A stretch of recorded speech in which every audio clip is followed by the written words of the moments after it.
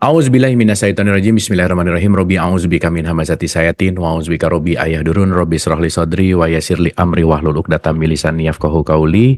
Assalamualaikum warahmatullahi wabarakatuh. Salam sejahtera untuk kita semua. Rahayu, namaste, om, swastiastu, namo buddhaya, salam kebajikan dan sehat untuk kita semua.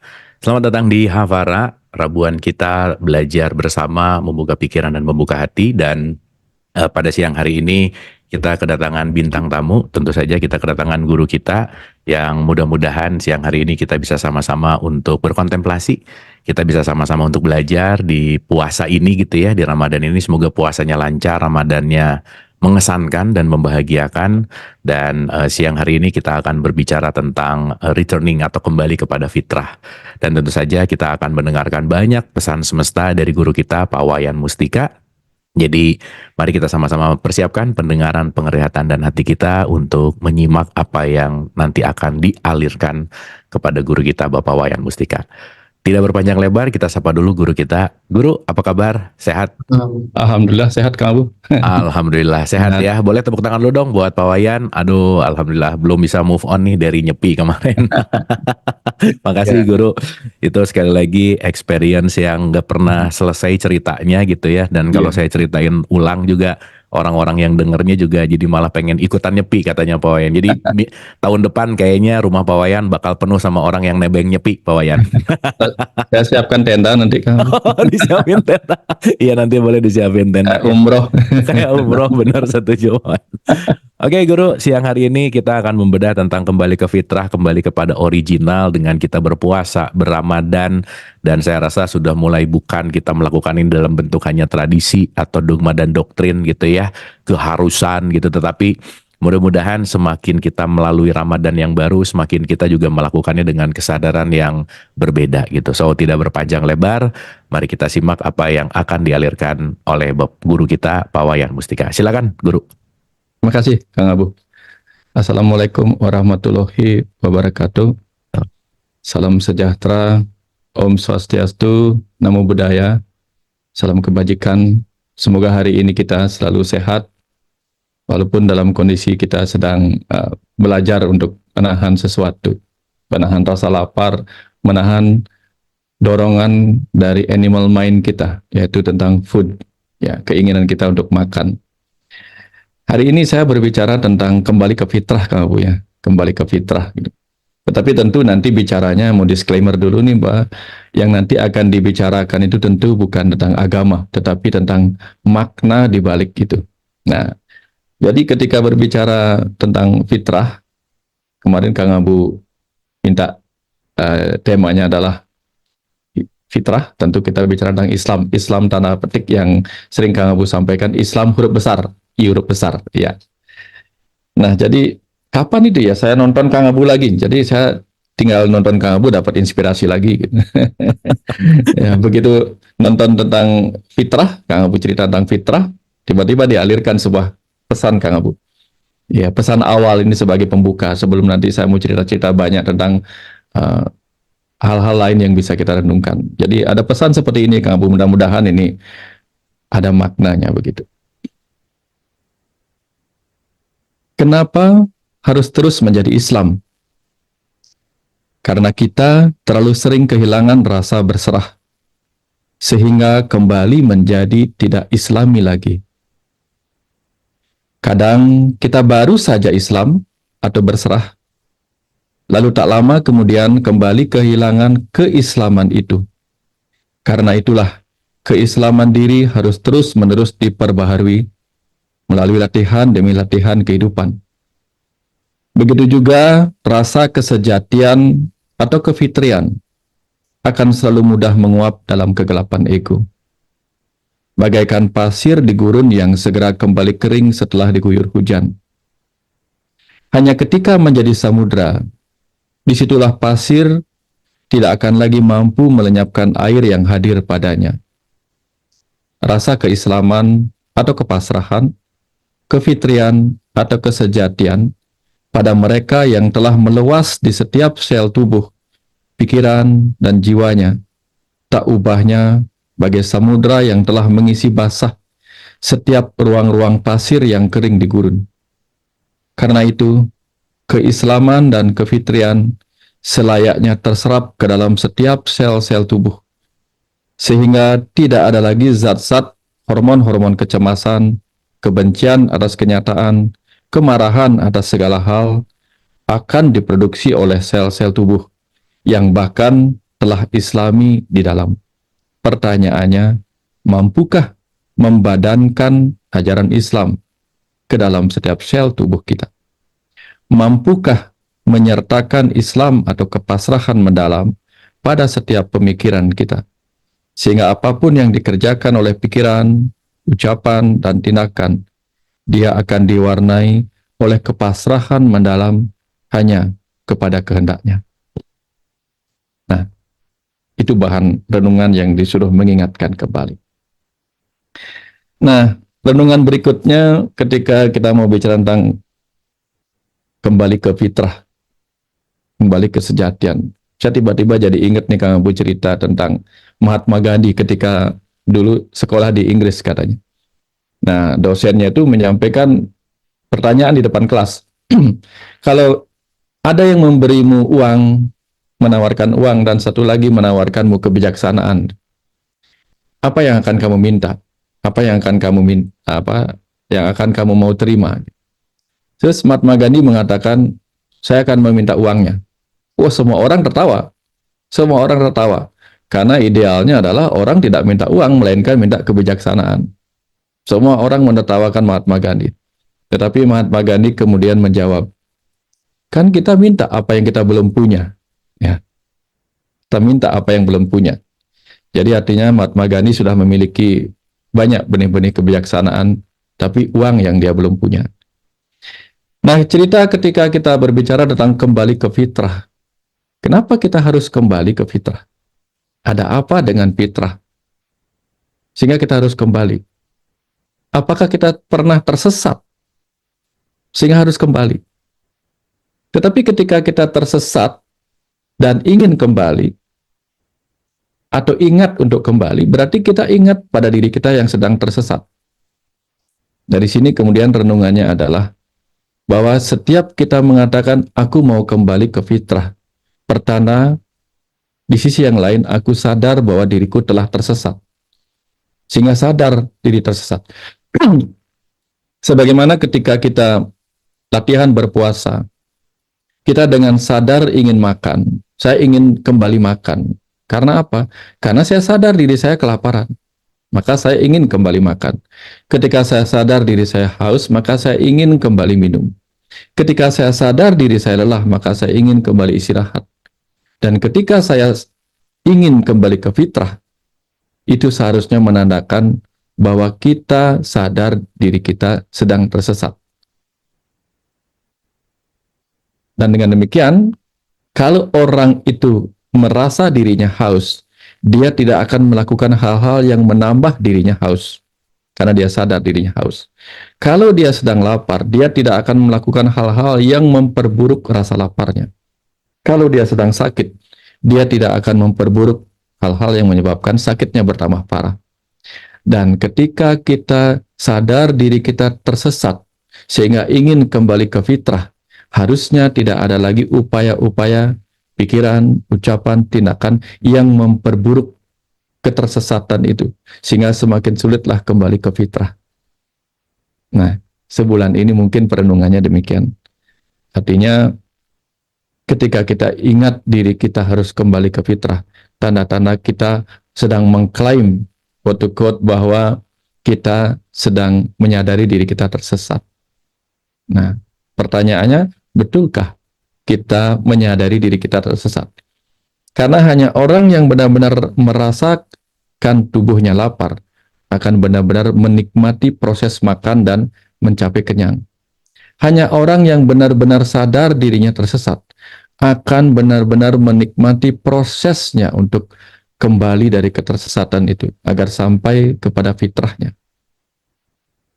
Nah, ini bahan renungan. Hanya kita yang mengerti masing-masing. Apakah kita benar-benar sadar diri kita tersesat, atau kita hanya mengikuti aturan yang diminta sama orang lain. Kamu kembali ke fitrah, kamu makan. Sekarang jamnya makan, walaupun kamu sudah kenyang. Ya, Jadi, walaupun kamu tidak merasa lapar, makan saja. Walaupun kamu tidak merasa tersesat, kembali saja ke fitrah. Jadinya orang bingung. Kembali ke fitrah itu seperti apa? Saya nggak merasa tersesat. Ya, jadi kunci di awal ketika mau kembali ke fitrah adalah merasa diri kita tersesat. Seperti ketika kita mengikuti Google Map. Nah, pada saat kita tahu jalan yang kita tempuh seharusnya jalan yang lebar, tiba-tiba diantar ke gang sempit. Di situ kita mulai berpikir bahwa jangan-jangan saya tersesat. Sehingga mundur dulu sebentar. Nah, saya kira bulan Ramadan ini adalah bulan untuk mundur sejenak dari kehidupan di luar diri kita. Untuk kemudian merenung, apakah saya tersesat? Jika iya, sudah sejauh apa saya tersesat?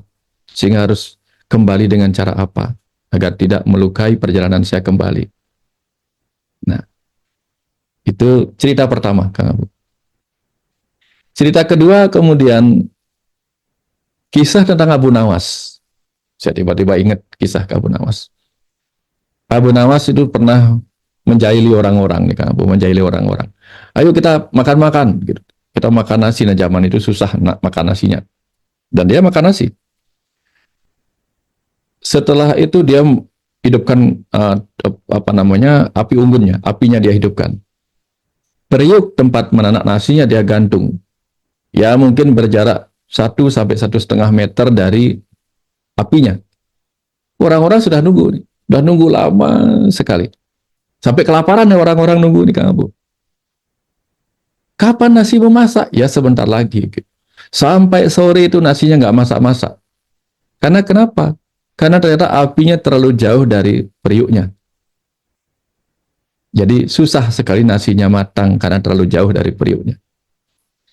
Ini sedang bercerita tentang kematangan jiwa kita, kematangan pemahaman kita ketika sangat jauh dari hakikat. Maka bagaimana mungkin orang akan segera sadar dirinya dirinya terlalu jauh dari hakikat. Karena hakikat adalah fitrah juga. Fitrah di tingkat pengetahuan, tingkat intelektualnya. Jadi fitrah intelektual. Nah, kemudian hal yang sama terjadi ketika kata fitrah itu sangat jauh dari kesadaran kita, sangat jauh dari tubuh kita, sangat jauh dari pikiran kita. Tapi dia hanya suara-suara yang digemakan. Ketika suara itu hanya digemakan, aku kembali ke fitrah dan digemakan. Guanya berada jauh, ya baliknya lagi fitrah itu kepada dirinya udah lewat waktunya. Gitu.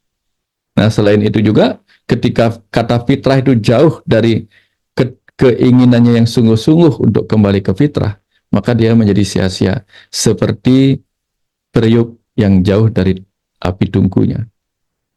Sama prosesnya untuk mencapai itu.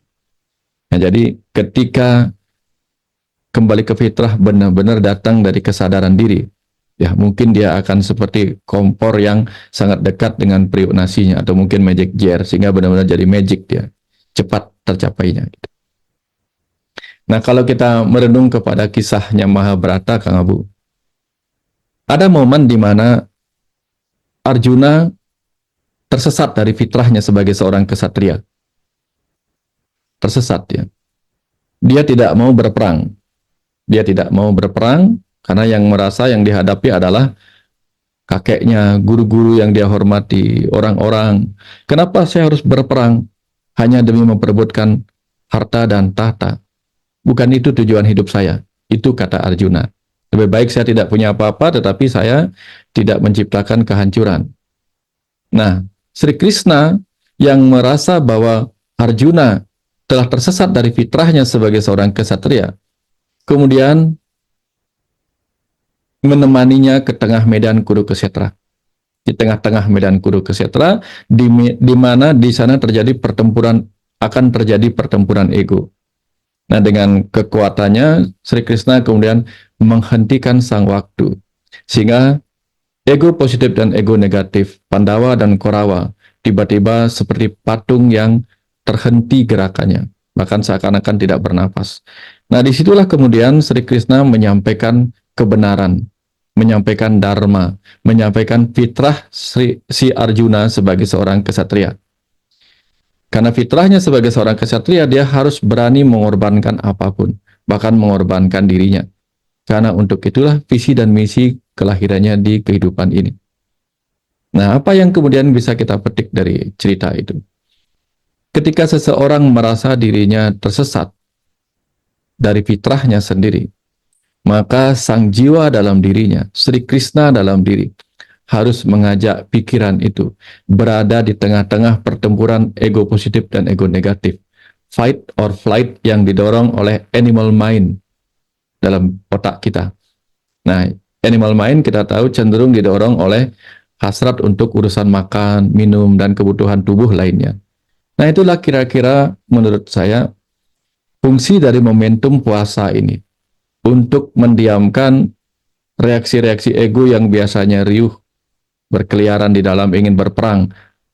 Nah, sekarang diajaklah kita duduk tenang untuk mengamati keinginan makan, hasrat untuk melawan keinginan makan. Dualitas itu. Satunya tubuh lapar, satu lagi keinginan makan ada.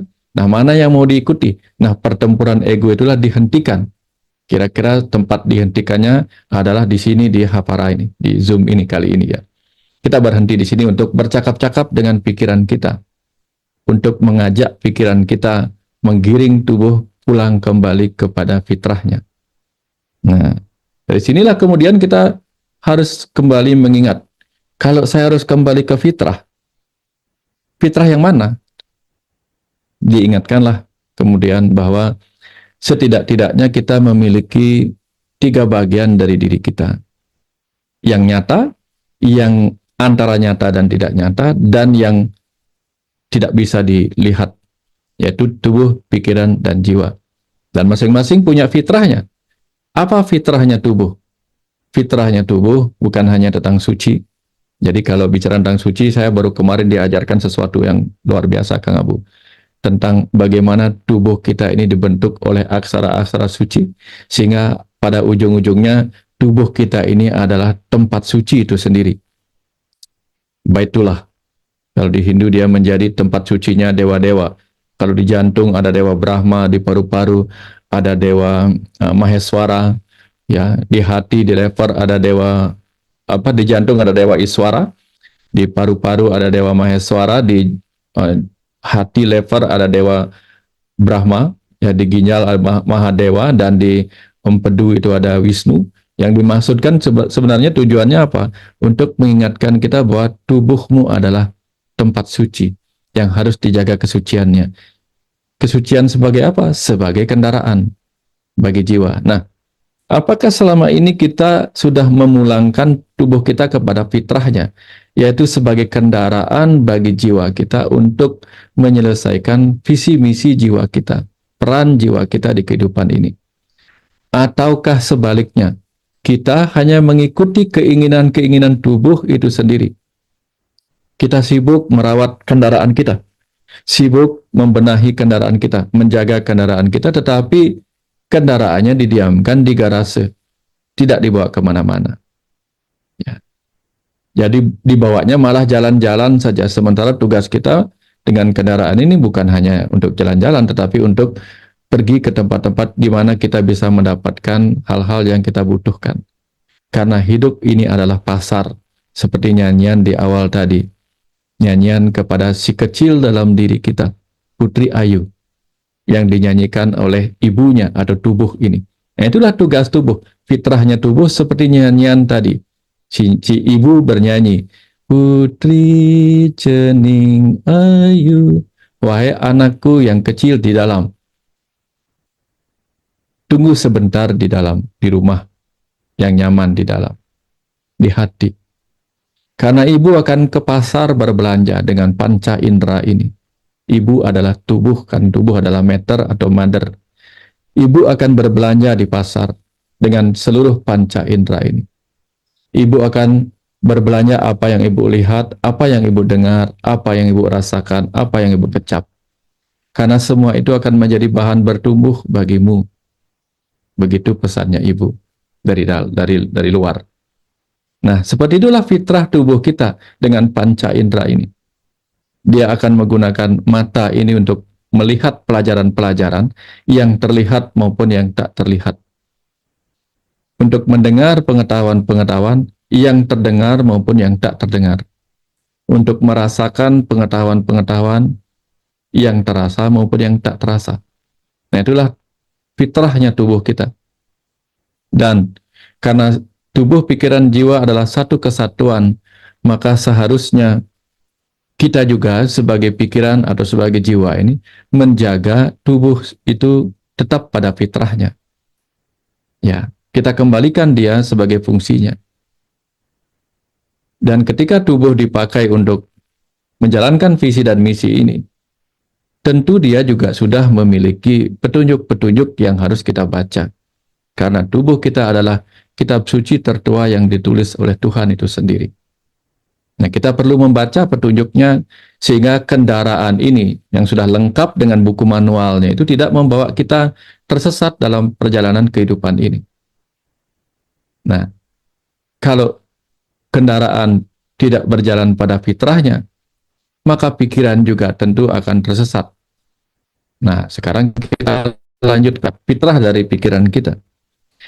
Karena pikiran kita itu adalah kecerdasan yang sangat aplikatif dalam tubuh kita ini.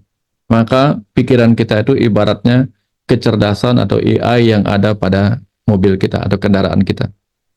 Maka seharusnya dia juga mengarahkan tubuh ini mengikuti apa yang menjadi tujuan dari jiwa di kehidupan ini. Fitrahnya pikiran adalah melayani tubuh, melayani jiwa. Melayani tubuh dengan cara memberikan tubuh makanan, minuman, istirahat. Memberikan oksigen yang benar, memberikan makanan yang murni, memberikan minuman yang murni, yang suci. Karena apa? Karena setiap sel tubuh kita dalam ajaran Kandepat yang baru saya bikin ini, judulnya Kandepat Tantra. Jadi bagaimana aksara-aksara suci di setiap sel tubuh itu adalah pesan bahwa apa? Jangan sampai ada sel-sel tubuh kita yang tidak kita jaga kesuciannya melalui makanan yang tidak suci, pikiran apa, minuman yang tidak suci, udara yang tidak suci, bahkan pikiran-pikiran yang malah justru menghadirkan hormon-hormon yang penuh dengan emosi-emosi buruk. Nah, tugas pikiran adalah menjaga kesehatan tubuhnya. Sehingga apa yang datang melalui materi ataupun datang melalui energi yang dimasukkan, juga datang melalui kecerdasan, itu adalah semuanya akan berefek baik dan menjaga kefitrahan dari tubuh kita dalam tugasnya. Sehingga jangan sampai di tingkat kecerdasan, pikiran malah memasukkan emosi-emosi kemarahan, kesedihan, kekecewaan, bahkan keputusasaan yang kemudian direspon oleh tubuh dengan menghasilkan zat-zat stresor, ya, kortisol, atau zat-zat lain yang menyebabkan tubuh malah menjadi tambah hancur. Bukan oleh apa yang dimakan, bukan oleh apa yang diminum, tetapi oleh apa yang dimasukkan oleh pikiran ke batin bawah sadar di setiap sel-sel tubuh kita yang cerdas itu. Itu. Jadi, kerusakan atau ketersesatan fitrahnya tubuh ternyata juga bisa disebabkan oleh pikiran yang tidak menjalankan kefitrahannya, tugas sucinya untuk menjaga kesucian tubuh. Itu baru kepada tubuh, belum kepada jiwa. Tugas pikiran kepada jiwa, kepada ruh dalam diri kita adalah mengantar tubuh dengan panca inderanya, mendengar, menangkap, melihat pengetahuan-pengetahuan, merasakan seluruh pengetahuan-pengetahuan yang dibutuhkan untuk meningkatkan kecerdasan spiritual sang ruh.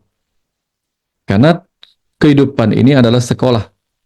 Jika kehidupan ini sekolah, maka yang diantar ke sekolah ini adalah si jiwa, si roh itu sendiri. Sementara pikiran adalah supir pribadinya yang mengendarai tubuh, mengantarnya ke sekolah-sekolah, lalu menunggunya, atau mungkin menemaninya belajar di sana. Nah, apakah pikiran kita sudah demikian?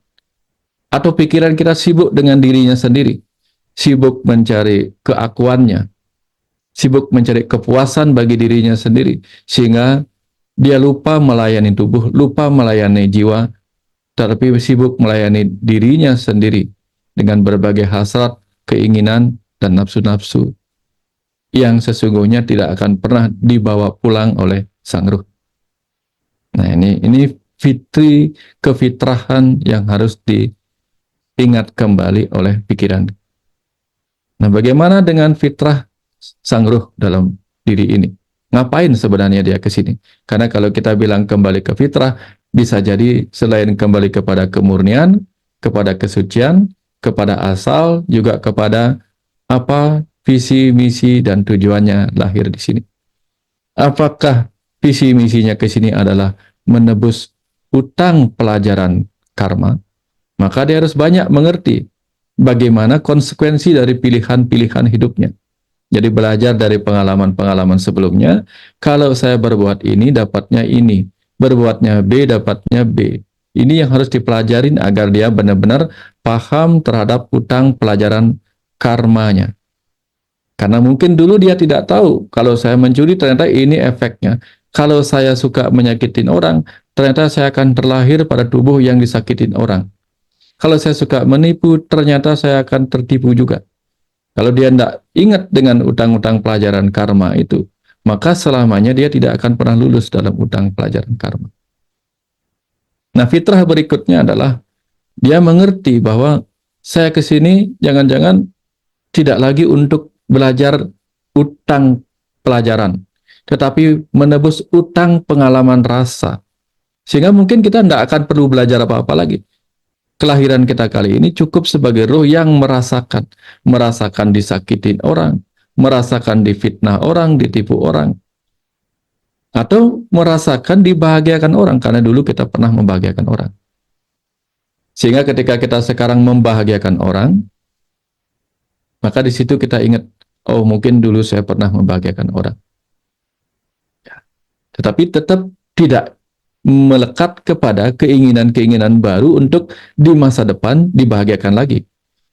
Sehingga akhirnya apa? Karena nikmat rasanya dibahagiakan orang, akhirnya kembali melakukan kebaikan-kebaikan demi pahala baik di kehidupan berikutnya. Lagi-lagi melekat kepada kebaikan yang baru. Nah, ajaran kita adalah kita terima kebaikan orang, lalu kita lakukan kebaikan, tapi tidak lagi untuk menerima kebaikan, melainkan untuk melakukan saja sebagai ibadah kita pada kehidupan.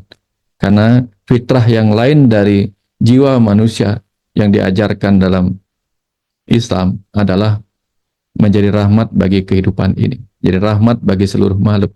Ketika dia menjadi rahmat, itulah pahalanya. Bukan karena dia menjadi rahmat, maka dia mendapatkan pahala. Tapi karena dia diberi pahala lah, maka dia diberi tugas mendapatkan rahmat itu.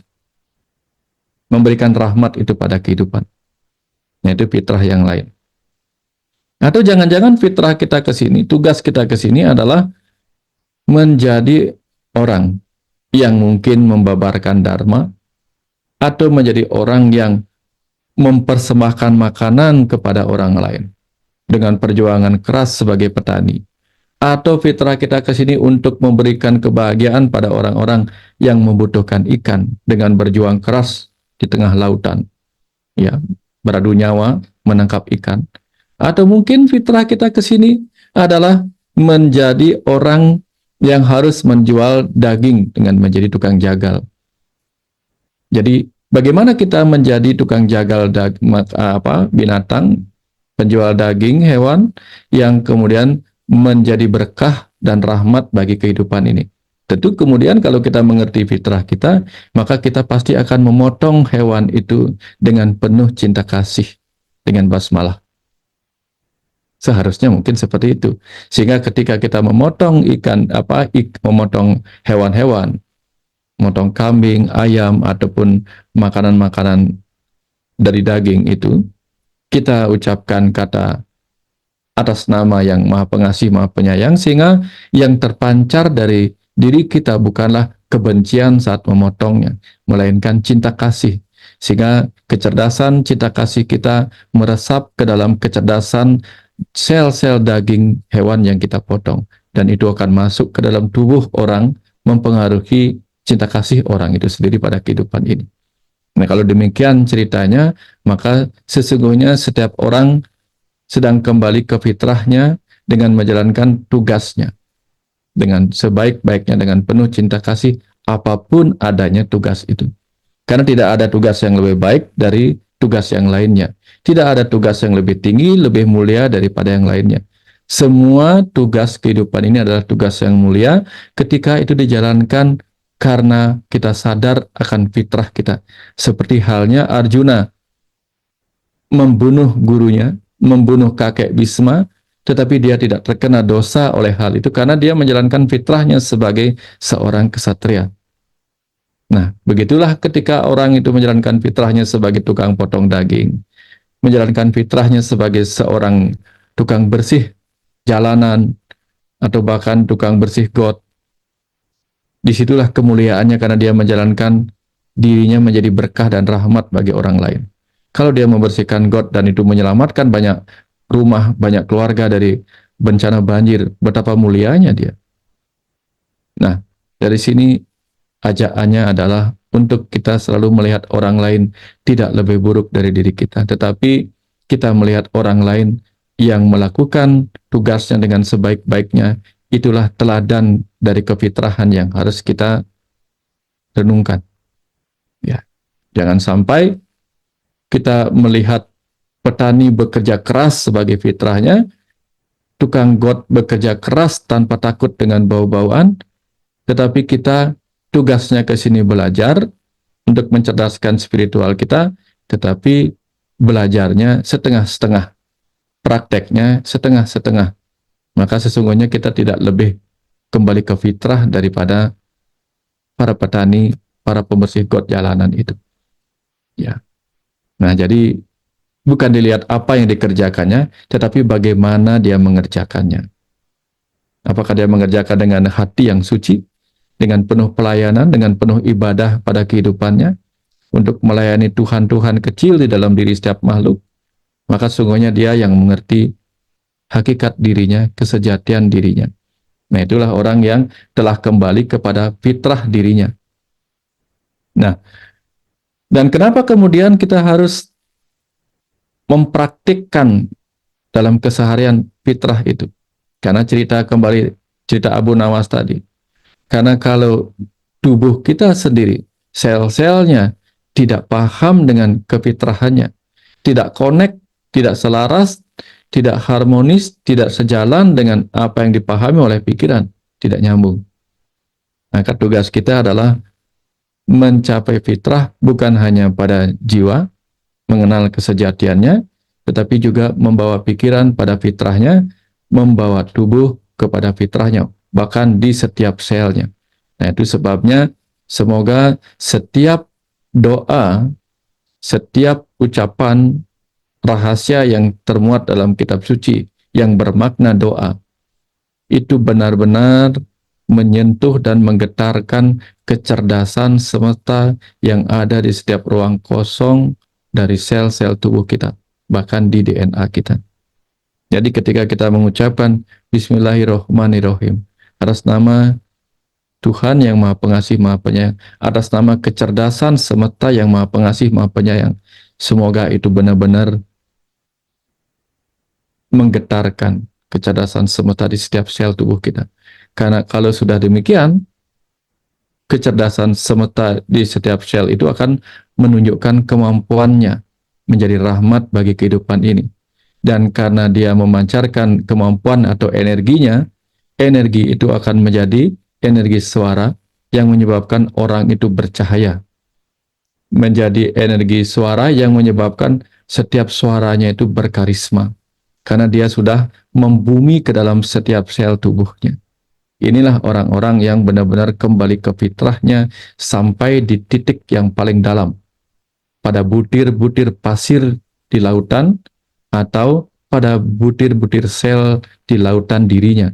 Karena tubuh ini juga sering disebut sebagai segara tanpa tepi atau samudra tak berbatas, di mana setiap sel kecil-kecil ini adalah butiran-butiran pasir yang seharusnya menyerap, meresapi setiap air pengetahuan, setiap air mata kesadaran, setiap air mata kerinduan, setiap air mata kesucian, setiap air mata cinta kasih Tuhan. Kalau sudah demikian ceritanya, maka setiap tindakan kita, ucapan kita, pikiran kita akan mengalir bagaikan air suci kehidupan yang akan menjadi rahmat bagi seluruh umat manusia. Terima kasih. Terima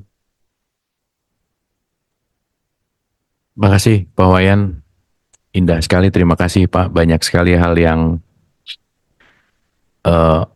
terasah gitu ya dari apa yang disampaikan, dari asalnya tumpul jadi terasa, jadi menarik gitu ya bahwa penjedaan ini ternyata saya rasa kita semua familiar dengan kata-kata fitrah, familiar dengan kata-kata puasa gitu ya. Saya baru ngeh gitu barusan gitu ya bahwa ternyata proses ini tuh adalah proses pengasahan gitu ya, semakin dalam tanda petik gitu tajam, semakin kita peka gitu. Nah, dengan menjeda sesaat itu ada proses di mana kita akan masuk ke dalam esensi yang lebih dalam gitu. Nah, menarik sekali dengan apa yang disampaikan tadi, Pak. Cuman ada seperti biasa ya, kita akan menarik ini kepada sesuatu yang praktikal gitu ya. Sesuatu yang benar-benar habis ini tuh saya atau kita bisa apa gitu. Apa yang kita lakukan setelah mendengarkan ini gitu. Nah, itu menarik sih Pak. Tadi kata-kata yang merasa tersesat gitu ya. Bahwa hanya orang yang tahu ketika dia tersesat, dia akan kembali untuk jalan pulang dalam tanda petik ya, karena dia merasa tersesat. Dan itu yang terjadi dalam sholat sih sebetulnya Pak Wayan. Ketika kita dalam tradisi Islam sholat itu di Al-Fatihah itu selalu ada kata ihdinas siratal mustaqim, tunjuki jalan yang lurus gitu. Berarti kalau dia menyadari bahwa saya belum lurus, maka saya perlu sholat gitu. Karena sholatku menyadarkan aku bahwa aku belum lurus justru gitu. Nah, yang menarik adalah sangat sulit untuk merasakan diri ini tersesat gitu Pak Wayan. Kenapa? Karena justru kita banyak melihat orang di luar kita yang beda, tersesat, yang nggak sama, tersesat gitu. Nah, secara praktikal Pak Wayan, gimana sih kiat untuk kita terus menyadari bahwa ternyata yang tersesat itu bukan dia, tapi mungkin aku gitu. Ternyata yang mungkin gelap itu bukan dia, tapi aku. Ternyata yang kafir itu bukan dia, tapi aku. Kembali kepada diri kita gitu. Apa tips yang bisa dikaitkan dengan regulasi puasa ini mungkin Pak yang kaitannya sama fitrah gitu, silakan Guru. Iya. Kalau kita naik mobil, Kang Abu. Kalau kita naik mobil, lalu kita mengikuti petunjuk di Google Map yang seperti saya cerita di awal tadi, mobil itu harusnya kan diarahkan kepada jalan yang sesuai dengan mobilnya. Dan ketika mobilnya diarahkan masuk ke dalam gang yang sempit, tentu akan terjadi gesekan. Bodi mobilnya gesek, lecet-lecet, bahkan kita merasa nggak bisa maju. Kok saya nggak maju-maju? Maju susah, mundur susah. Kita pasti akan merasakan kegagalan kalau kita akhirnya tersesat ke jalan yang tidak seharusnya kita lewati. Nah, tubuh kita sebagai mobil itu tentu juga akan merasakan bagaimana ketersesaan itu. Kalau kita berada di jalan yang salah, yang tidak lurus dari jalan kita. Nah, akhirnya stuck gitu, stuck. Kalau dia tidak stuck, tidak bisa maju-maju, mundur susah, maju susah, mungkin dia masih bisa maju. Tetapi ternyata di depannya buntu. Jadi apa yang menjadi tujuannya tidak sampai-sampai. Nah, itu ciri-ciri ketika kita berada di ketersesatan. Tidak ada pencapaian-pencapaian. Ya, misalnya di dunia bisnis, kita jangan-jangan tersesat nih. Fitrah kita bukan menjadi seorang pebisnis, tetapi menjadi seorang pembabar dharma misalnya. Tapi kita paksakan itu, maka hancur kita. Makanya banyak guru-guru spiritual yang kemudian mengambil fitrah yang lain. Ya, dengan menjual, dengan melakukan ini gitu. Tapi bukan berarti guru spiritual tidak boleh menerima. Dalam ajaran spiritual dikatakan guru itu berhak mendapatkan guru daksina. Guru daksina namanya. Yaitu buah cinta kasih dari murid-muridnya. Ya, tapi bukan untuk mengejar itu, karena itu bukan fitrahnya. Ketika fitrahnya tidak dilaksanakan, itu yang dikejar lebih utama, maka yang terjadi adalah kegagalan. Muridnya gagal mengalami pemahaman, dia juga gagal untuk mendapatkan pencerahan bagi dirinya sendiri dari dalam. Karena ketika kita menjalankan tugas kita sebagai guru spiritual misalnya, justru yang paling banyak mendapatkan pengetahuan-pengetahuan baru adalah kita sendiri, bukan orang-orang. Nah, ketika kita mendapatkan pengetahuan-pengetahuan baru, kesadaran-kesadaran baru, disitulah tanda-tanda kita sudah mendapatkan menjalankan tugas yang benar. Seperti misalnya, kalau kita bekerja sebagai tukang bangunan dengan benar, akan dapat order terus-menerus. Kalau kita bekerja sebagai ojek yang benar, kita akan mendapatkan order terus-menerus. Kalau kita menjadi seorang dokter yang benar, pasiennya terus-menerus datang. Kalau kita menjadi tukang masak yang benar, melayani, yang makan lebih banyak datangnya. Atau kalau kita jadi guru spiritual yang benar, sesuai dengan fitrah kita dan lurus di jalan kita, yang terjadi adalah kita juga akan terus dititipkan pengetahuan-pengetahuan untuk dibagikan. Nah, kalau kita peka, kita akan tahu diri kita tersesat apa tidak. Dengan melihat apakah ada gesekan di jalan kita, dengan sekitar kita, apakah ada kebuntuan di depan langkah kita. Kok tidak maju-maju? Nah, itu ciri-ciri kita untuk mengenal bahwa kita ini tersesat apa tidak. Karena kadang-kadang lurus itu bukan berarti tidak tersesat. Lurus yang dimaksud. Tetapi kadang-kadang lurus itu juga bisa jalan tersesat. Tapi lurus yang dimaksud itu apa? Lurus satu arah dengan apa? Dengan visi dan misi kita. Kalau menjauh atau doh dari yang satu jalur itu disebutlah dosa. Jauh dari yang satu itu sebagai jalur perjalanan kita. Sehingga akhirnya kita merasa dosa atau dosa. Nah, dari sini kemudian kita paham bahwa ciri-ciri kalau kita mulai tersesat adalah apa yang kita cari tidak ketemu-ketemu. Ya, kita seperti orang mencari air di gurun pasir. Dia lihat dari kejauhan ada danau. Dia kejar, dia merasa sudah lurus ke arah itu, tahu-tahu di sana nggak ada. Berarti dia tersesat karena mengikuti fata morgana. Ya, banyak guru-guru spiritual banyak mengejar fata morgana dengan mencari tahta, harta, dan cinta. Sementara yang menjadi harta, tahta, dan cita yang sebenarnya adalah bagi seorang guru spiritual adalah apa? Tahtanya adalah apa? Dia diizinkan duduk dekat dengan Tuhan untuk mendapatkan pengetahuan yang mudah dibagikan. Dan harta yang berlimpah yang diberikan oleh Tuhan itu adalah pengetahuan baginya, karena itulah tugasnya. Bukan harta duniawi. Kemudian cinta yang dia dapatkan adalah cinta dari pengetahuan itu. Pengetahuan itu suka sekali padanya, sehingga suka mendatanginya untuk dibagikan. Nah, itulah harta tata cinta yang sejati yang harusnya dicari oleh guru spiritual, bukan yang fata morgana. Kalau yang dicari adalah fata morgana, maka sekalipun tampak lurus, dia hanya tersesat. Menemukan apa yang tidak menjadi fitrahnya. Makanya sering diajarkan di kitab-kitab suci, kerjakanlah apa yang sudah menjadi tugasmu, sekalipun tidak sebaik yang bisa dilakukan oleh orang lain. Daripada kamu melakukan sesuatu yang baik tetapi itu bukan tugasmu. Yang dipesan dari kitab suci. Nah, saya kira seperti itu ciri-ciri kalau kita tersesat, Kang Abu. Jadi aplikasinya, yang tahu kita tersesat lagi-lagi kita, karena kita yang merasakan. Kok saya mentok-mentok di sini aja ya?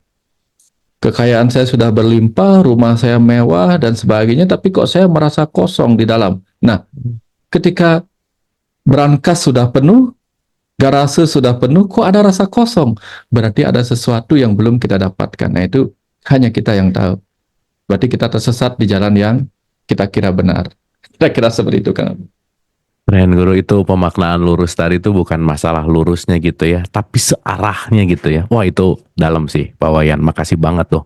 Sejalurnya, searahnya, jadi lurus bukan masalah letak ya vektor lah ya lurusnya, tetapi kan menarik gitu ya bahwa ketika keluar dari si searahnya tadi ya berarti menjauh, bahwa si dosa itu terjadi ya berarti menjauhi lah ya gitu kira-kira. Makasih Guru, itu dalam banget. Nah, bicara tentang Google Maps tadi gitu, kita tahu bahwa ketika kita lahir, figur otoritas kita adalah orang tua gitu.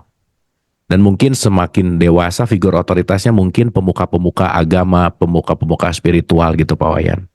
Dimana itu kan akan berputar-putar gitu ya, dimana nanti membuat sebuah belief system gitu, keyakinan dan seterusnya gitu. Nah, gimana sih kalau kita bicara tentang Google Maps yang sejati gitu, dengan proses, dan saya rasa Kita tahu bahwa semua guru sejati itu nggak pernah ada di luar diri kita. Nah, prosesnya untuk menemukan itu tuh gimana sih Pak Wayan? Supaya kita, yang kita anggap bahwa ini Google Maps-nya versi terbaru gitu, padahal jangan-jangan nggak diupdate gitu. Masih Ya, pakai Google Maps yang mungkin jalan barunya ini belum ada nih ya dalam tanda petik gitu. Dan kita yakin banget lagi. Dan abis gitu baru sadar ketika, ya balik lagi ya, udah nyasar, udah mungkin terjatuh di jurang atau apapun itu namanya. Tetapi poinnya adalah bagaimana kita selalu mengupdate si Google Maps tadi supaya kita terus sadar untuk kita menuju kepada arah yang benar gitu. Silakan Guru. ya. Setiap benih, Kang Abu, ketika dia terlempar ke bumi, yang pertama yang tampak seakan-akan melindunginya adalah tanah. Ya, tanah itu memberikan dia tempat bernaung, seakan-akan melindunginya. Kemudian dia tumbuh pelan-pelan. Ketika dia tumbuh pelan-pelan, ada beberapa kerikil-kerikil kecil yang mencoba mengarahkan dia bertumbuh. Harus belok kemana, begitu. Ya, jadi dia tidak berani melawan karena dia sangat lemah, gitu. Tapi once kemudian dia bertumbuh besar, dialah yang mengendalikan semua itu. Dialah yang tahu arah cahaya itu kemana. Nah, jadi bukan tentang dia harus marah kepada bumi yang pernah membenamkannya ke dalam doktrin, ke dalam dogma, atau batu-batu yang pernah mengarahkannya kemana harus menggerakkan, meliuk-liukkan akar-akar atau batang yang lemah gitu. Tetapi dia harus menjadikan itu tempat dia mengakar, hanya sebagai tempat mengakar. Mengakar berarti tempat dia mendapatkan dasar-dasar. Semuanya hanya dasar-dasar dan dia harus tahu dasar-dasar itu. Tapi begitu dia sadar dirinya sudah tumbuh dewasa, setidak-tidaknya dewasa dalam tubuh, dewasa dalam pikiran, dia harus sadar bahwa saya juga harus dewasa dalam jiwa. Jadi tidak boleh tembok itu pun menghalangi saya untuk menemui cahaya. Dialah yang harus berusaha. Itu sudah diajarkan oleh tumbuh-tumbuhan di tengah hutan. Ya, tumbuh-tumbuhan di tengah hutan sudah mengajarkan bahkan kalau saya tidak mendapatkan cahaya, saya bukan harus berdiam di bawah kaki sebuah pohon besar, tapi saya harus meliuk-liuk sampai ke atas. Itu sebabnya benalu-benalu pun mencari cahaya. Dia melilit batang-batang pohon besar untuk kemudian daunnya sampai di puncak pohon besar itu. Artinya yang harus dilakukan adalah lakukan perjuangan sendiri. Seperti yang sering diajarkan sama Buddha, ehivasiko.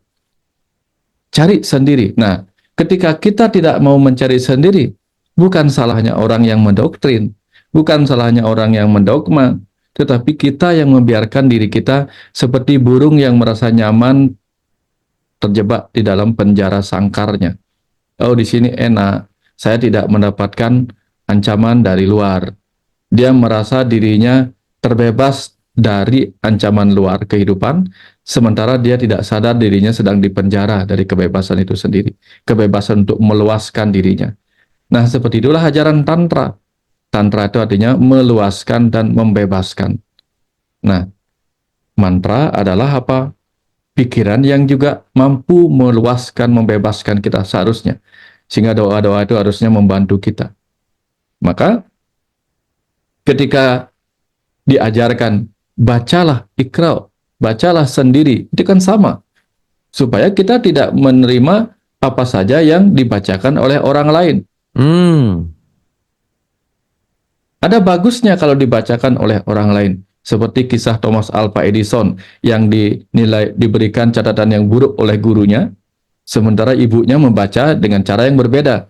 Ternyata kamu anak yang pintar, kamu harus sekolah di rumah, tidak bisa sekolah di sana. Nah, dia berkembang baik. Tapi kalau misalnya ibunya yang menjadi guru itu malah membaca yang berbeda, si anak yang sebenarnya pintar kemudian dibacakan berbeda dengan cara yang lain. Misalnya apa? Kamu tidak boleh berguru kepada siapapun kecuali kepadaku. Kamu tidak boleh menjadi apapun kecuali ini, gitu misalnya. Nah, itu berarti apa? Berarti suatu ketika Thomas Alva Edison menua, dia harus mengerti apa sih yang sebenarnya dibaca oleh ibu saya dulu. Nah, seperti kita, ketika sekarang kita sudah berumur, kita harus membaca lagi apa sih yang dulu dibacakan oleh guru-guru saya guru ngaji saya, guru jangan-jangan itu tidak sama dengan apa yang saya dapatkan sekarang. Nah, dari situlah kemudian kita mulai membenahi diri kita, mulai hati-hati. Tapi sekali lagi, tidak ada yang salah pada kehidupan kita. Setiap pohon haruslah dijaga. Kadang ketika dia baru tumbuh dengan lemahnya, kadang dipasang bambu-bambu penguat di sekitarnya, diikat di situ tidak apa-apa. Tapi perkara waktu, pohon itu harus tumbuh besar melebihi bambu yang pernah menjaganya. Jadi kita harus berani melebihi seperti itu. Makanya seperti sekarang ini, selama kita masih berada di bawah bayang-bayang, maka kita tidak akan pernah mendapatkan cahaya yang lebih besar. Pohon-pohon di tengah hutan akan berusaha untuk menjauh dari bayang-bayang pohon besar lainnya. Kenapa? Dia akan mati kelaparan, hilang cahaya yang memberinya energi. Jadi jangan pernah berada di bawah bayang-bayang guru kita. Tumbuhlah lebih hebat lagi. Karena guru kita mungkin memberikan kita 100, kita harus menjadi 1000 agar bisa memberikan 1000 kepada murid berikutnya. Murid berikutnya harus menjadi puluhan ribu dan seterusnya. Inilah fungsinya kita belajar untuk lebih hebat dari guru-guru, bukan menjadi lebih tidak tahu apa-apa dari mereka. Kira-kira seperti itu, Kang Abu. Mudah-mudahan ini bahan perenungan ini memberikan jawaban. Karena jarang-jarang sekali kalau disuruh jawab lugas itu jadi malah karena Itu harus keren sih. ya. Keren poin, makasih tuh, jangan jadi bayang-bayang guru gitu ya, bahwa ketika masih di bawah bayang-bayang nggak langsung kena sumber gitu. Tapi Ya. kan semuanya jalan untuk menuju. Makasih Pak Wayan, ini ya maksudnya mengingatkan dan memberikan kita sebuah sudut pandang. Kadang kan jadi tiba-tiba nyalahin gurunya gitu misalnya Pak Wayan, nyalahin orang tuanya gitu misalnya, menyalahkan. Padahal mungkin yang penting untuk kita sadari bahwa ketika saya harus ketemu siapapun, ya itu adalah fase saya untuk belajar di level itu gitu. Tapi ketika tadi Pak Wayan mengatakan betul sekali bahwa salah satu makna fitrah itu kan sebetulnya melepaskan kemelekatan gitu. Dan mungkin salah satu melepaskan kemelekatan ya balik lagi bahwa entah itu mau bicara tentang guru atau siapapun gitu ya, bahwa bukan untuk melekat gitu. Nah, tadi bicara tentang pohon ya Pak Wayan, saya tuh jadi merenung bahwa pohon apel tuh nggak berambisi untuk berbuah apel gitu. Karena dengan alamiah ya pasti akan berbuah apel gitu. Apalagi kalau pohon apelnya di sebelahnya pohon alpukat, dia sama sekali nggak pengen jadi alpukat gitu. Maka dia akan tumbuh secara alamiah. Nah, yang menarik ketika kita sebagai manusia kan kita punya tadi manas gitu, pikiran, perasaan, keinginan. Tadi Pak Wayan mengatakan kembali ke fitrah ketika jadilah satria, jadilah pembabar dharma ataupun apa. Step awal apa sih Pak Wayan untuk kita bisa tahu bahwa ternyata benihku tuh A gitu misalnya, benihku tuh B gitu. Sementara riuh sekali nih keinginan-keinginan kita yang jangan-jangan, yang saya sering cerita Pak Wayan, bahwa banyak orang yang sekarang gagal menuju cita-citanya karena setiap 2 langkah ganti cita-cita gitu. 2 langkah ganti cita-cita lagi gitu. Jadi nggak pernah cita-citanya didapat gitu, karena dia sendiri yang ngerubah terus cita-citanya gitu. Nah gimana Pak Wayan? Silakan. Dalam ajaran kita di Bali nih Kang Abu, mungkin ada relate nanti Kang Abu carikan gitu, bahwa kita ini diajarkan untuk mengenal ada 4 warna dalam kehidupan ini. 1, warna sudra. Warna sudra itu artinya orang pekerja. 2, warna wesya. Warna wesya itu adalah orang-orang yang berdagang. 3, warna kesatria. Para kesatria yang bertugas di keamanan, menjaga negara. Dan 4, warna brahmana, yang kemudian dikelirukan menjadi kasta. Padahal itu bukan kasta, itu warna. Nah, itu yang terjadi di masyarakat. Tetapi di dalam diri kita sendiri, sesungguhnya kita juga mengalami fase itu. Ada masa di mana kita menjadi di rumah menjadi seorang pekerja. Bantu ibu, di sekolah bantu orang, bantu sekolah kita bekerja, ya, bersihkan ini, bersihkan itu, nyapu ini, nyapu itu. Ada saatnya seperti itu. Kemudian ada masa kita memasuki pelajaran menjadi wesya atau pedagang. Mulai kita berhitung. Seperti ketika kita menikah, kita mulai berhitung. Untung rugi. Di situ kita mulai belajar berhitung untung rugi. Kemudian kita menjadi seorang kesatria, yaitu apa? Menjadi pemimpin pembela negara, setidak-tidaknya membela keluarga kita. Dan pada akhirnya kita juga harus belajar menjadi seorang brahmana, menjadi guru bagi diri kita sendiri atau bagi keluarga kita. Nah, jadi sesungguhnya semua hal itu adalah fitrah kita juga, fitrah kecil kita masing-masing.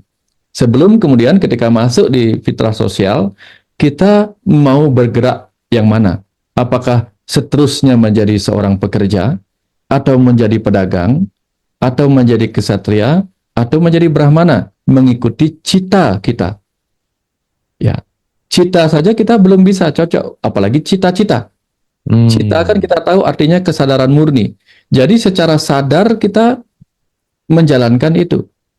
Tapi banyak orang seperti tadi mengucapkan fitrah, fitrah, fitrah, Islam, Islam, Islam, tetapi tidak benar-benar meresapinya. Sama dengan cita-cita, cita-cita, tetapi tidak datang dari cita atau kesadaran murninya. Tetapi dia mengikuti pola-pola yang dilihat sama orang lain. Kayaknya aku sukses deh kalau kayak dia. Kayaknya aku sukses kalau kayak ini. Dia tidak datang dari citanya sendiri, dari kesadaran murninya. Aku harusnya jadi apa? Nah, itu contohnya. Ya, jadi yang terbaik adalah kita mengikuti apa yang menjadi cita kita. Baru kita lanjutkan menjadi cita lagi. Cita tubuh kita, kesadaran murni dari tubuh kita, kesadaran murni dari jiwa kita. Apa kesadaran murni dari tubuh kita? Kalau tubuh kita sadar dirinya bukan seorang pelari, ya jangan bergerak lari. Ingin menjadi atlet pelari. Kan kita tahu setiap tubuh itu punya ciri-ciri yang berbeda. Ada yang jago di permainan ini, ada yang jago di olahraga ini. Jangan paksakan mengikuti olahraga lain. Ikutilah cita tubuh kita, kesadaran dari tubuh kita. Baru ikuti cita jiwa kita. Jadi cita jiwa kita itu kepekaannya di mana? Ketika dia melakukan sesuatu dengan sukacita, nah, maka kesadaran murninya mengalami rasa suka. Apapun pekerjaan yang tampaknya berat ketika dia lakukan dengan sukacita, artinya ada rasa suka pada kesadaran murninya.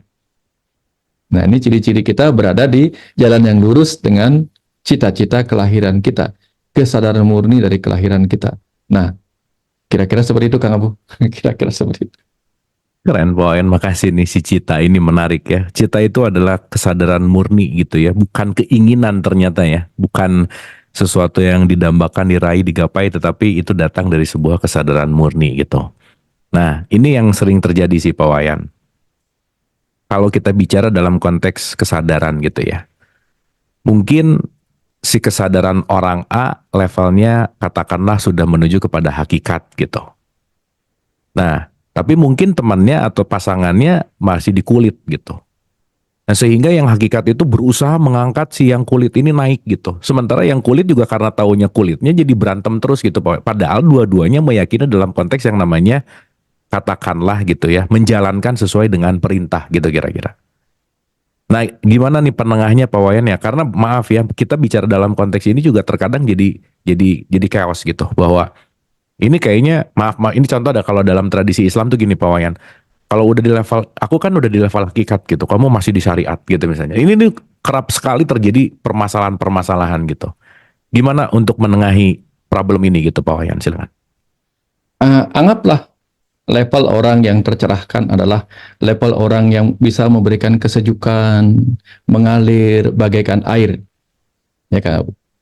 Kalau levelnya masih bawah, masih marah-marah, jadi masih berapi-api levelnya. Nah, jadi kita sedang berbicara tentang air dan api. Fitrahnya air adalah turun ke bawah. Fitrahnya api adalah naik ke atas. Maka kalau kita adalah orang yang sudah mengalami pencapaian di level air, mengalami kesejukan, turunlah, tidak apa-apa, turun. Baru bisa bernyatu. Kalau apinya di atas, airnya di bawah, mana bisa menyatu mereka? Makanya sesuatu itu bisa matang kalau apinya ada di bawahnya air di dalam periuk. Tapi kalau airnya ada di bawah, apinya di atas, nggak nyambung. Nah, artinya ikhlaslah untuk turun sebagai air. Ya, nanti tunggu saja apinya di atas. Nah, baru bisa menyatu.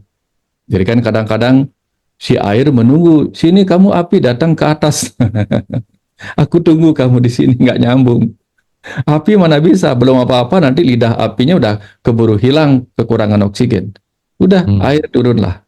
Nah itu simbolisasi bagaimana orang yang tercerahkan harus mau turun, memberi kesejukan kepada api.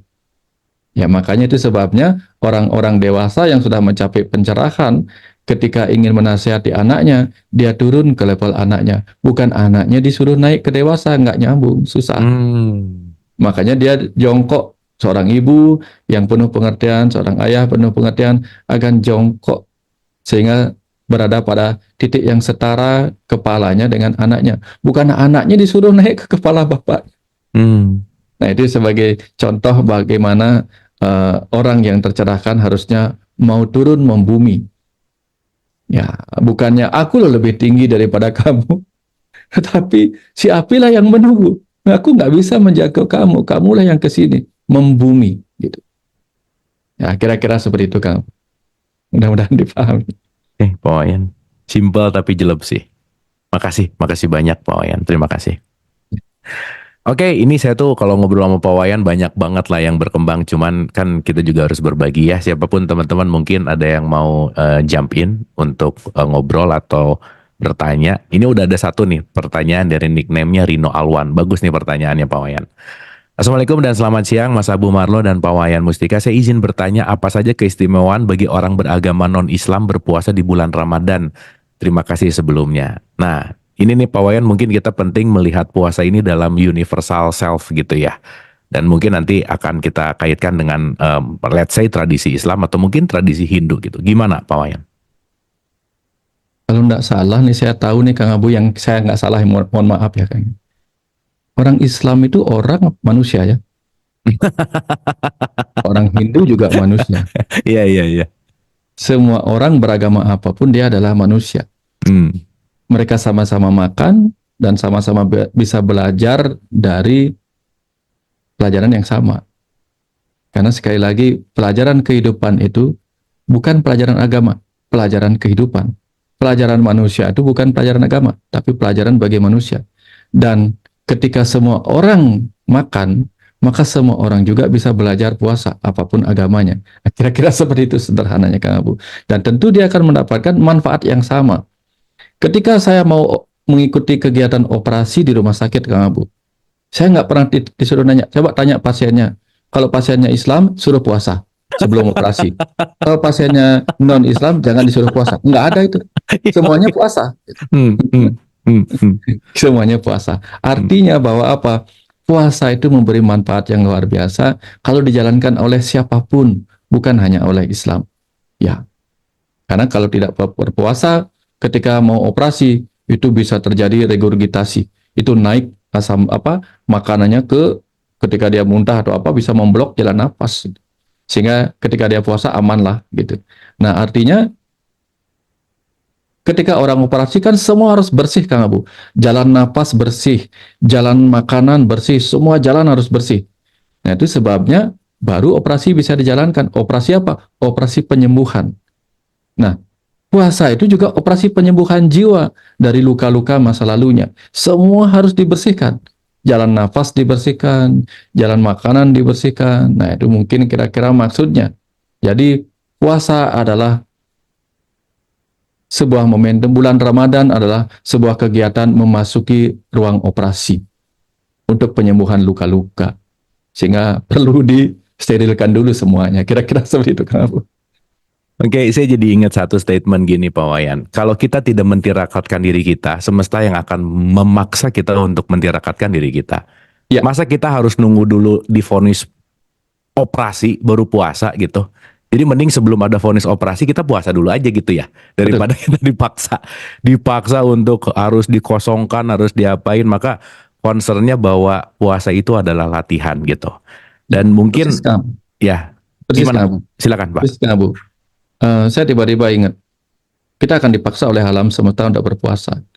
Nah, sebagai contoh ketika kita, ketika di hutan itu, ya sudah diajarkan kamu tumbuhan-tumbuhan kecil, belajarlah ke atas biar dapat cahaya matahari. Atau kamu pohon-pohon besar, berilah cahaya juga kepada yang lain.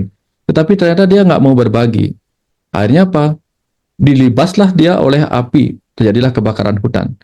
Yang sering terjadi karena gesekan oleh alam itu sendiri atau karena samaran petir. Sehingga ketika semuanya akhirnya kehilangan daunnya, mereka kemudian kembali bersaing bertumbuh. Siapa yang kuat, dia mencapai cahaya. Artinya, sama seperti tadi, ketika kita tidak mau berusaha, alam akan memaksa kita. Nah, kemarin saya bertemu dengan dua kejadian yang Kak Abu tahu sendiri. Ya. Kakak meninggal, kakak ipar meninggal, kakak sebelah meninggal. Dua-duanya dalam proses meninggalnya itu memberi pelajaran yang sangat-sangat saya ingat. Karena itu memang nyata. Yaitu apa? Tubuh ketika mau pulang, kembali ke asalnya. Apa yang dilakukan? Pelan-pelan dia mengurangi minum, pelan-pelan dia tidak mau makan lagi, bahkan terakhir dia nggak mau bernapas lagi. Nah, artinya tubuh yang mau meninggal, mau kembali ke asalnya, pasti akan berhenti minum, berhenti makan. Ajakannya seperti itu. Kalau kita ingin kembali ke asal, kembali ke fitrah, tapi tetap hidup, puasa adalah ajakannya. Mengurangi minum, mengurangi makan. Kira-kira seperti itu, Kang Abu. Terima kasih.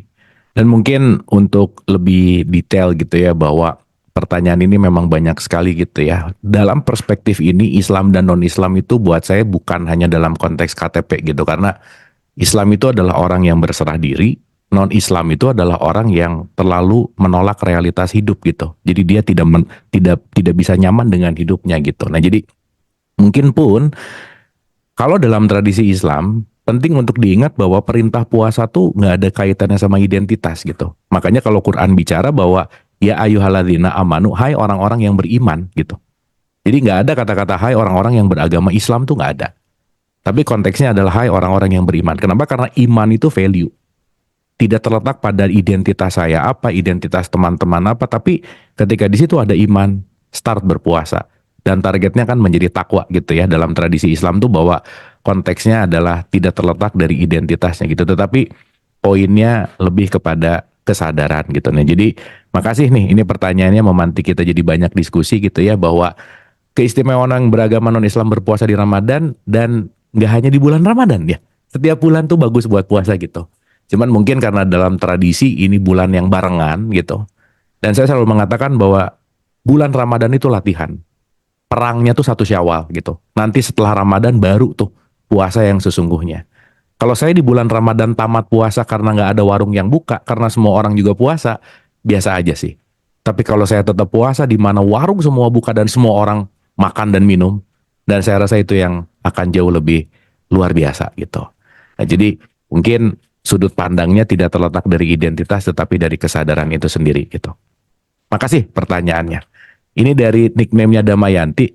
Rahayu, ketika belum mampu membaca fitrah dalam diri, maka akan mengakibatkan adanya energi yang tidak bisa mengalir lancar. Lalu manusia sibuk membersihkan segala luka masa lalu. Kehidupan terus berjalan.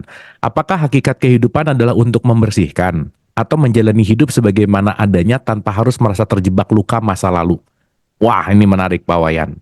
Antara move on dan kita menemukan fitrah, atau ngeberesin luka lama untuk kita berubah gitu. Gimana Pak Wayan? Silakan. Iya, Kang Abu.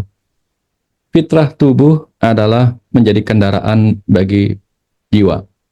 Dan untuk menjalankan fitrahnya itu, maka seluruh bagian dalam dirinya harus mengalir. Darah mengalir, nafas mengalir, cairan empedu mengalir, ya, listrik mengalir melalui serabut-serabut saraf, semua harus mengalir. Karena tubuh manusia hampir 80% itu air. Sedang diajarkan kepada kita bahwa fitrah tubuh adalah mengalir. Termasuk di otak kita. Otak kita tuh hampir 70% itu air. 70-80% juga air. Artinya otak kita yang merupakan tempat di mana pengetahuan itu diproses, itu juga harusnya mengalir. Dan jiwa kita itu juga sesuatu yang sifatnya harusnya mengalir karena dia mengisi ruang kosong, dia mengalir bersama putaran waktu. Dengan demikian artinya kalau sesuatu itu tersumbat, bagaimana dia mengalir? Bagaimana dia akan menemukan fitrahnya kalau dia mengalir? fitrahnya darah adalah mengalir di dalam tubuh. Kalau ada sumbatan, maka dia tidak berhasil memberikan energi kepada tempat yang tersumbat. Maka bisa terjadi stroke, jantung, dan sebagainya, kesemutan, dan sebagainya. Kalau aliran listrik pada saraf tidak mengalir dengan baik, yang terjadi kelumpuhan. Kalau tidak terjadi aliran cairan limfa, yang terjadi apa? Bengkak-bengkak di kaki, seperti pada orang yang terkena elephantiasis namanya, penyakit kaki gajah. Itu bengkak-bengkak tersumbat kepada saluran pembuluh kelenjar limfonya. Ya, artinya semua harus mengalir. Nah, sumbatan-sumbatan itulah yang akan menyebabkan luka. Sumbatan pembuluh darah akan menyebabkan luka, perdarahan. Sumbatan di kelenjar limfe, di empedu, semua sumbatan di saluran kencing juga menyebabkan luka. Jadi sumbatan di pengetahuan akan melukai. Makanya jangan sampai kafir itu menyumbat. Ya, banyak yang terjadi. Kafir itu justru menyumbat. Menyumbat orang yang mengatakan kafir, kalau dia sendiri justru kafir, mengkafirkan dirinya sendiri. Nah, jiwa yang tidak mau membebaskan dirinya dari kemelekatan sehingga dia tidak mengalir bersama putaran reinkarnasi, putaran karma, maka dia juga akan terluka, akan mengalami kekacauan. Nah, kira-kira seperti itu. Fitrah kita memang mengalir terus-menerus, tubuh mengalir, pikiran mengalir, jiwa juga mengalir dengan dalam fitrahnya masing-masing. Kira-kira seperti itu, Kang Abu. Oke, makasih Pak Wayan. Dan ini mungkin pertanyaan terakhir sebelum kita dialirkan pesan semesta. Dan ini sangat relate sih. Bagaimana kita bisa ini DM ya. Bagaimana kita bisa memaafkan sesuatu yang itu tertampak sekali sangat menyakiti hati berkaitan dengan puasa, bahwa puasa itu adalah bagaimana melepaskan, bagaimana juga kita menyucikan gitu. Karena dalam pandangan saya ketika belum memaafkan, maka saya belum suci. Tapi secara kebalikannya, bahwa memaafkan pun adalah sesuatu yang saya rasa tidak mungkin gitu. Wah, ini menarik nih Pak Wayan. Silakan. Ya. Kenapa harus memaafkan ketika sesuatu itu kita lihat benar? Kita harus memaafkan ketika sesuatu itu terlihat salah. Tapi ketika sesuatu yang terlihat salah itu tidak mengubah dirinya menjadi benar, maka kita akan sulit memaafkan. Karena sesuatu yang kita anggap salah, kita berharap yang salah itu memperbaiki dirinya. Setidak-tidaknya meminta maaf dan mengubah kesalahannya menjadi kebenaran. Tapi sayang yang tadi kita lihat salah tidak bisa mengubah dirinya, bahkan tidak mau mengubah dirinya menjadi benar. Akhirnya muncullah blocking kita untuk memaafkan. Karena kita tetap melihatnya salah. Nah, jadi yang masalah sebenarnya siapa? Kita yang tidak mampu melihat kebenaran di balik kesalahan itu. Atau dia yang memang kita paksa berubah. Nah, sebagai contoh ini, di cerita Mahabharata, siapakah yang salah antara Bhisma dengan Dewi Amba? Bhisma merebut Dewi Amba dari dalam sayembara, padahal Dewi Amba sudah punya pacar. Sementara Bhisma memang tidak menginginkan Dewi Amba. Tapi karena Dewi Amba merasa Bhisma telah merebutnya dari dalam sayembara itu, dia harus menikahi Dewi Amba. Itu menurut Dewi Amba. Sehingga dia tidak bisa memaafkan ketika Bhisma menolak menikahi dirinya, menikahi cintanya, menolak cintanya. Tetapi Bhisma merasa, saya nggak salah kalau menolakmu, karena saya memang tidak merebut kamu. Saya hanya merebut Dewi Amba dan Ambika dan Ambalika. Saya nggak ada. Kamu kembalilah ke pacarmu, ksatria yang lain. Tapi Dewi Amba mengatakan, aku tidak mau, aku hanya mau pada kamu. Nah, akhirnya terjadi pertengkaran, sama-sama merasa tidak salah, sama-sama merasa benar. Akhirnya terpaksa Bhisma melakukan ancaman. Akhirnya ancaman itu menyebabkan panah Bhisma terlepas dan matilah Dewi Amba. Apakah kemudian Bhisma salah karena membunuh Dewi Amba? Kalau kita melihat kebenarannya, enggak. Karena kalau saja Dewi Amba tidak terbunuh oleh panah Bhisma, maka Bhisma tidak akan punya jalan untuk kepulangannya. Karena tidak ada seorang pun yang bisa membunuhnya kecuali titisan Dewi Amba yang menjadi Sri Kandi. Nah, kalau kita melihat di sini, lalu siapa yang harus memaafkan siapa? Ketika semuanya akhirnya kita sadari kebenarannya. Nah, ketika kita sulit memaafkan orang lain, berarti kita mungkin yang perlu belajar melihat kebenaran.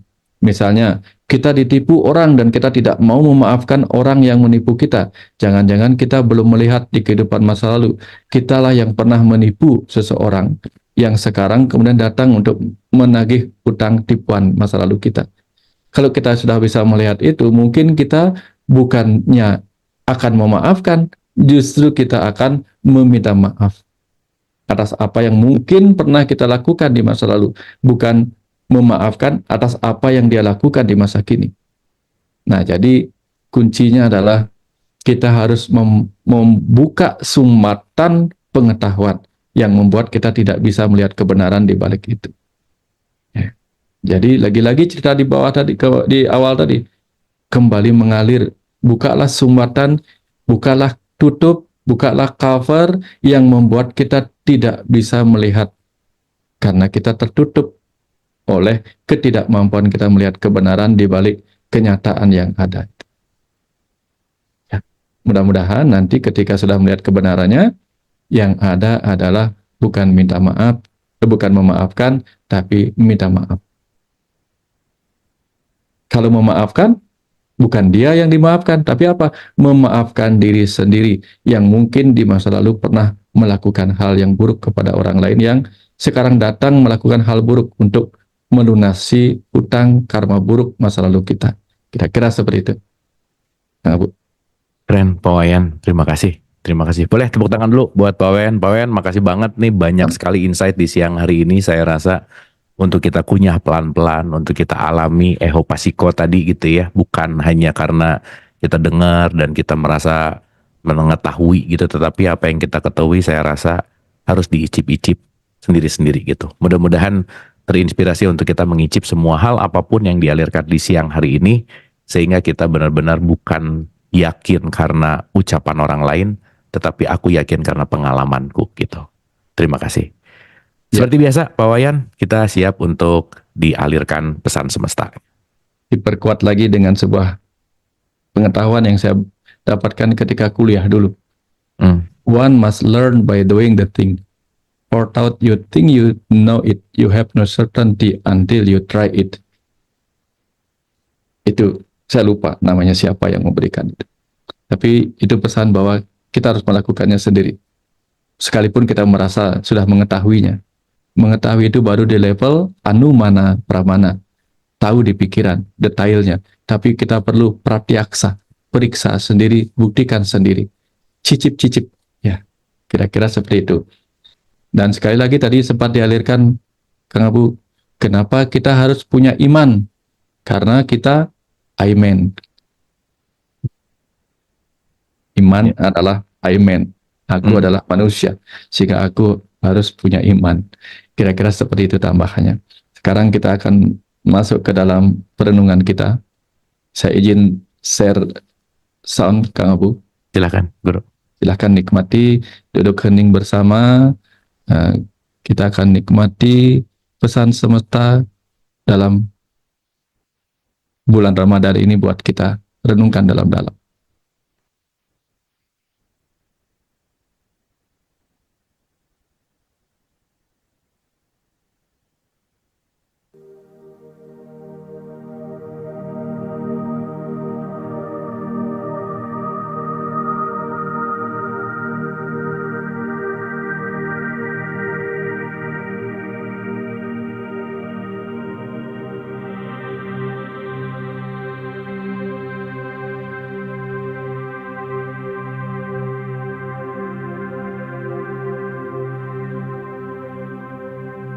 Siapakah kau, anakku, yang telah memilih terlahir kembali ke dalam tubuh manusiamu saat ini?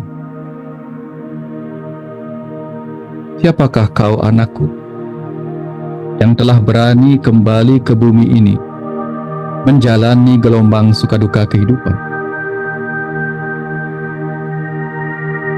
Siapakah kau, anakku, yang telah meminta waktu yang terbatas dalam tubuh dan pikiran yang juga terbatas itu? Apakah kau datang dalam kehidupan ini untuk melupakanku? Atau kau sedang datang ke sini untuk belajar mengingatku kembali? Lalu siapakah aku yang ingin kau ingat kembali? Sedangkan dirimu sendiri pun masih sering kau lupakan. Bahkan tidak pernah kau kenali sebagai bagian dari diriku. Siapakah kau, anakku, yang ingin kembali pada kebenaran, pada kesejatian, pada fitrahmu sendiri? Lalu kemanakah kau pergi selama ini, hingga ingin kembali pada dirimu sendiri?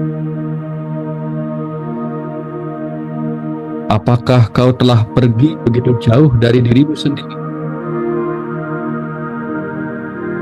Hanya jika kau memang merasakan itu, maka aku bisa mengerti bahwa sepantasnya lah kau ingin kembali pada kesejatian.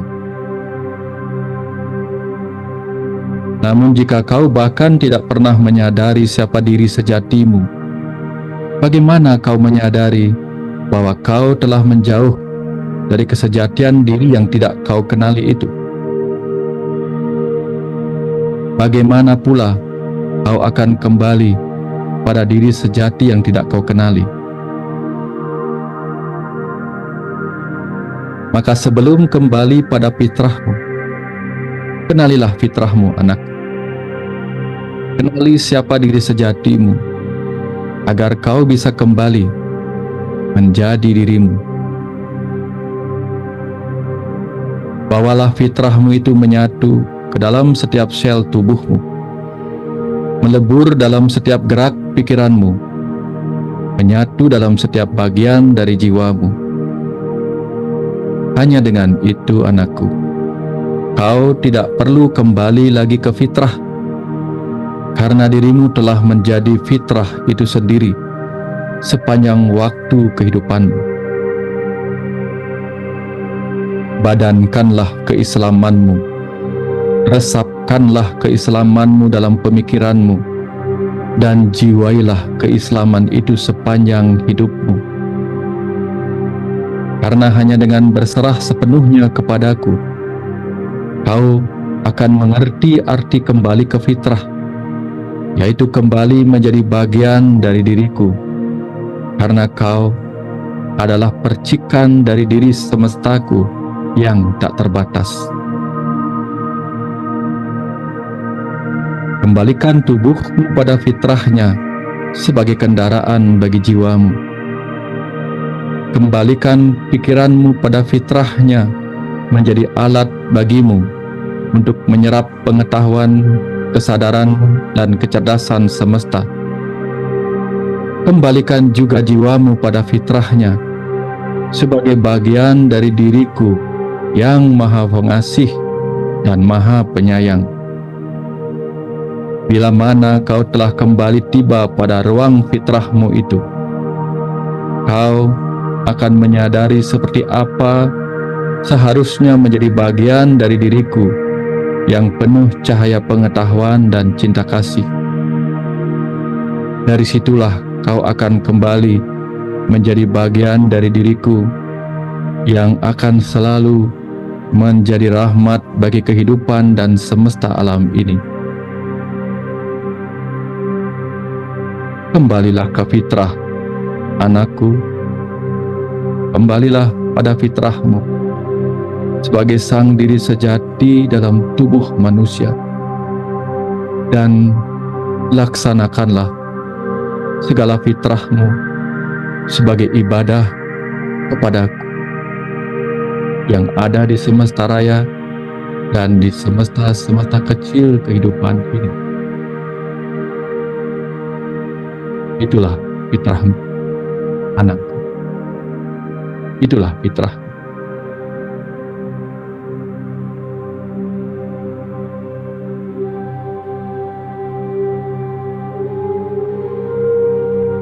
Terima kasih, Bapak Ibu. Terima kasih sudah bersatu dalam keindahan siang hari ini. Terima kasih banyak. Semoga momentum Ramadan ini menjadi momentum memasuki ruang dan waktu operasi yang menyembuhkan, operasi yang menyehatkan kembali tubuh, pikiran, dan jiwa, agar bisa terus melaksanakan tugas-tugas kehidupan ini. Terima kasih banyak. Assalamualaikum warahmatullahi wabarakatuh. Waalaikumsalam warahmatullahi wabarakatuh. Terima kasih Pak Wayan, sangat indah siang hari ini kita diberikan nutrisi yang sangat mengenyangkan ya, yang mudah-mudahan sekali lagi apa yang kita dapatkan, apa yang teralir menjadi sebuah trigger kita juga untuk lebih meniti ke dalam gitu ya, untuk lebih kita check up lagi gitu, untuk lebih kita juga mawas dan waspada tentu saja. Dan kembali kepada hai orang beriman, ujungnya bertakwa, bahwa takwa itu adalah tetap sadar dan tetap bangun. Nah, senantiasa pembicaraan kita ini membangunkan kita terus. Terima kasih teman-teman ibu dan bapak atas kebersamaannya. Semoga bermanfaat. Mohon maaf lahir dan batin. Wabillahi taufiq wal hidayah. Assalamualaikum warahmatullahi wabarakatuh. Terima kasih Pak Wayan.